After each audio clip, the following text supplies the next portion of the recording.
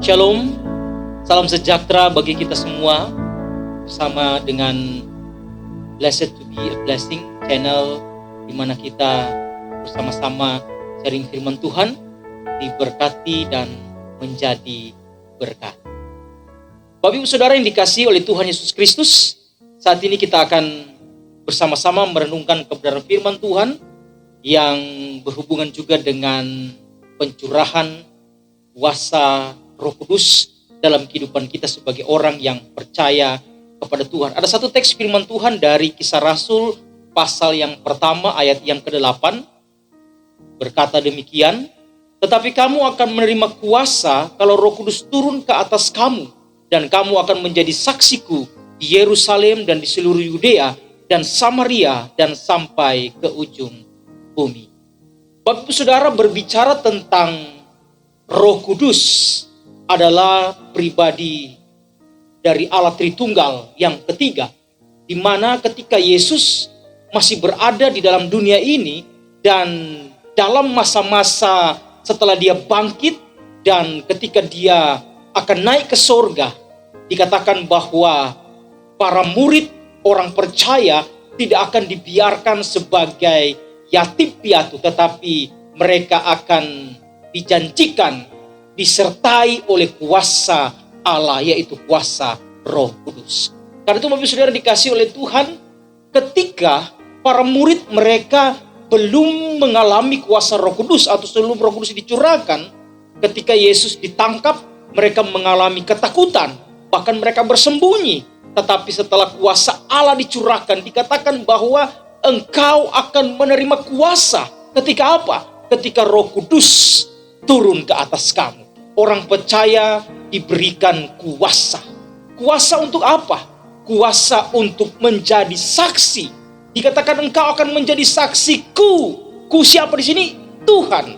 Artinya saudara, ketika Roh Kudus hadir dalam hidup kita, maka saudara kita diberikan kuasa. Kuasa apa? Kuasa untuk menjadi saksi Kristus. Menjadi saksi saudara artinya bahwa kita memberikan kesaksian tentang apa yang kita dengar, apa yang kita lihat. Dan para murid ketika dikatakan engkau akan menjadi saksiku, dan apa yang mereka lihat dari pribadi Yesus, apa yang mereka dengar dari pribadi Yesus, mereka ceritakan, mereka memberitakan dan menjadi saksi Kristus. Nah saudara, apa yang disaksikan? Itulah Kristus yang adalah Tuhan. Dia yang sudah hadir dalam dunia ini. Dia yang sudah hidup sebagai manusia. Dia yang sudah menderita. Dia yang sudah mati. Tapi dia yang sudah bangkit. Dan dia sudah naik ke surga. Itulah yang harus diberitakan. Menjadi saksi apa yang sudah diperbuat Yesus di dalam dunia ini. Apa yang menjadi karya Allah di dalam kehidupan manusia. Itulah yang harus diberitakan. Menjadi saksi Kristus.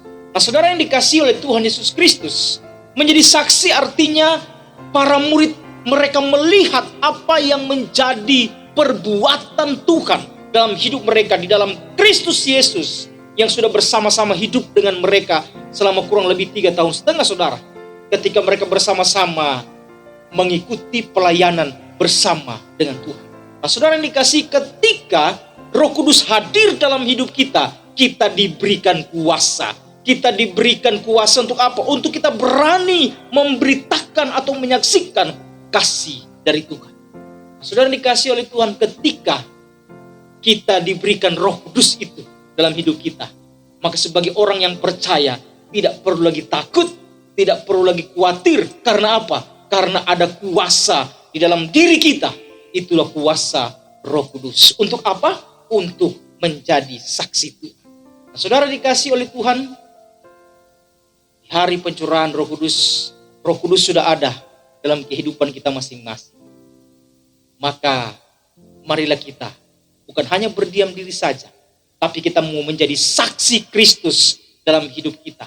Kita mau memberitakan tentang Kristus yang adalah Tuhan dan Juru Selamat dalam hidup kita. Nah saudara, istilah saksi ini artinya dalam konteks Yunani itu martus atau martureo atau marturia, atau juga marturion, bisa disebut dengan martir. Artinya ketika kita memberitakan menjadi saksi Kita siap segala konsekuensinya.